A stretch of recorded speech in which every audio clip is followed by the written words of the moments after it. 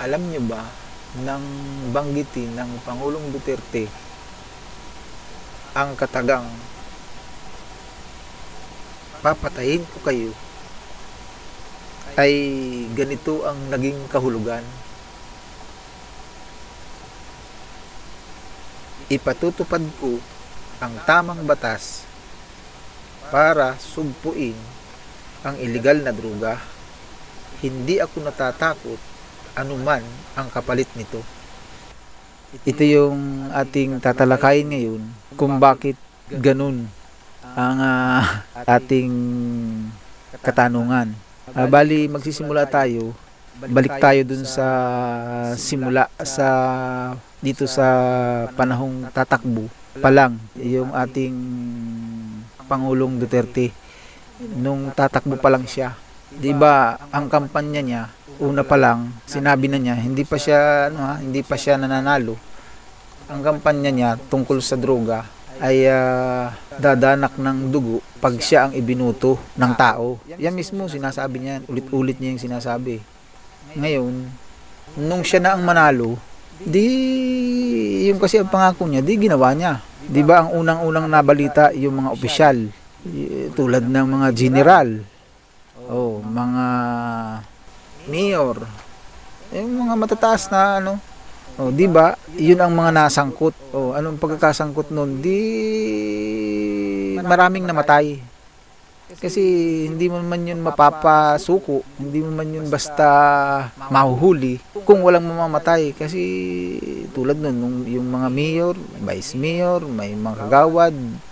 'Di ba? Tama lang naman yung sinabi niya doon sa kampanya pa lang niya na maraming mamamatay o dadanak ng dugo. Kaya nung gawin na nga niya yun, sinimulan niya yun dun sa mga matataas na tao, may mga tungkulin pa, at saka yung mayayaman, ang daming namatay. Sinunod niya yung mga laboratorio, binuwag niya lahat ito. Magagawa ba yun ang walang mamamatay? Yung pagpapasuko, libo-libong sumuko na mga sangkot sa droga. Siyempre may mamamatay doon kasi sinusumbong, may nagsusumbong. May mamamatay doon kasi sinumbong ka. Baka ipapatay ka rin nung isinumbong mo. 'Di ba? Maaari din na yung mga user at puser ang naglulukuhan sa isa't isa, kaya may mamamatay. Yung may tukhang na nangyari, may namamatay kasi mga drugista, mga na yan, kung yan ay may mga tama pa ng bawal na gamot, may armas, lalaban yan. Hindi na matino ang isip ng mga yan. Yung pag-aresto dun sa mga aktual na nakikita na gumagamit, 'di ba? Mamamatay din 'yun kasi lalaban sa bypass operation. Laging may mamamatay.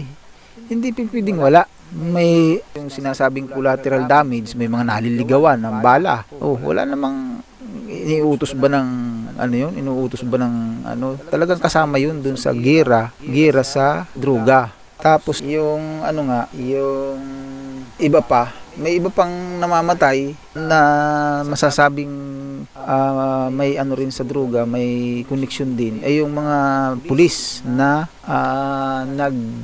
kumikilo sila ng kanila. Ibig sabihin sa ito yung mga tiwaling pulis. Patay na naman yan. Kaya yan, talagang tama yung noon pa lang na sinasabi ng Pangulo na dadanak ang dugo. Maraming mamamatay ang ibig sabihin noon. Tapos ngayon, marami pa ring naririnig. Marami pa rin ako naririnig. Saka mismo siguro ang Pangulo ay marami pa rin siyang naririnig na nagsasabi hindi naiintindihan yung ibig niyang sabihin. Kaya kung natalakay itong pagtalakay na ito tungkol dito sa droga, kasi nga nitong ilang araw pa lang nagpahayag ang Pangulong Duterte ng hindi naman bagong pahayag na halos buong termino niya ulit-ulit niyang sinasabi ang tungkol sa droga. Iisang halos pahayag na halos minsan nakakaantok ng pakinggan, ulit-ulit pa rin niyang sinasabi. Ito pa nga yung sinasabi niya na nagkamali siya. Nagkamali siya o hindi niya inaasahan. May ganun pa nga siyang pahayag. Ito nga yung karagdagan niya na bago. Yung sabi niya, mayabang pa daw yung kasama. Kasi nga, nangangampan niya noon. Hindi naman siguro nga masamang minsan mayabang. Pero talagang mayabang siguro nga na kaunti yung pahayag niya yun. Kaya ko naman natalakay yung tungkol dito nga, bakit ganun? Parang simpleng salita kasi nga, ang lalim ng ibig sabihin nun. Hindi makuha-kuha ng iba. Kasi nga, bakit pa ulit-ulit yung sinasabi nung Pangulo hanggang sa bababa na lang siya, yung pa rin, ang ulit-ulit lang naman niyang sinasabi. Kasi nga, may narinig nga ako, marami sa iba't ibang tao, sabi nila, kasi nga, hindi na dapat siya nangako. Sabi sa Pangulo, hindi na dapat siya nangako ng 6 month ay wala ng droga. Yung mga ganung pananaw, ang sinasabi nila, hindi na dapat nangako nga. Kasi, kaya siguro ganun ang kanilang pananaw, hindi nila naintindihan yung kahulugan nung mga sinasabi ng Pangulo na kahit paulit-ulit, hindi nila naiintindihan. Kasi kung susundan natin, yung sinasabi na sana hindi na siya nangako para hindi na umasa dun sa kanyang sinasabi. Ganito ang katanungan ko naman dun sa nagsasabing ganun. Paano kung yung Pangulo ang ipinangako niya nung nangangampanya siya, nung tumatakbo pa lang siya, paano kung ipinangako ay ganito? Nangangako ako sa inyo, iboto nyo lang ako, ipanalo nyo lang ako bilang Pangulo, magiging milyonaryo lahat ng Pilipino. Paano kung ganun ang ipinangako? Maniniwala ka ba doon? Yung ba ang kahulugan mo talaga dun sa ibig sabihin ng Pangulo? Siyempre mag-iisip ka. Kasi kaya ba yun? Kaya ang magandang halimbawa sa yung ginawa ng Pangulong Duterte sa droga ay ganito. Isang ama sa pagitan ng ama at anak. Yung halimbawa, yung ama nangako siya dun sa kanyang anak kasi halimbawa may kaarawan o birthday celebration, nangako siya dun sa kanyang anak ko, ako ang sagot na sa handa mo o mga gagamitin dyan sa kaarawan mo. Ngayon dumating yung kaarawan, di pinaghandaan naman siya ng buong kaya, ng lahat ng makakaya nung ama. Hindi niya inaasahan na yung dami nung mga dumating ay ganun kadami at hindi niya na inaasahan na ganun pala kalakas kumain o karami yung dumating at kung sino-sino pa o na tao pa ang dumating.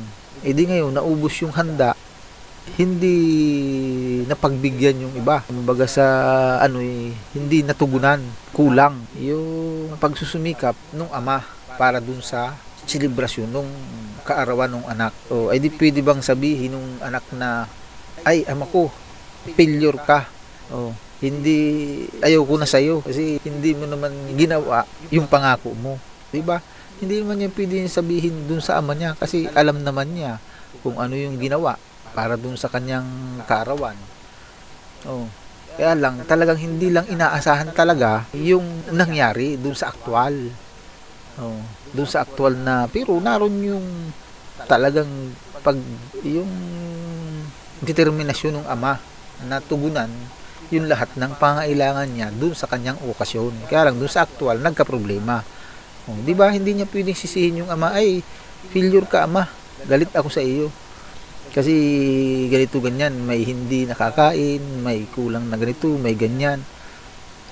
Ganun ang nangyari dun sa pagtugon ng Pangulong Duterte sa droga. Maraming salamat sa inyong lahat. Kung nagustuhan nyo ang videong ito, ay paki-like and subscribe naman dyan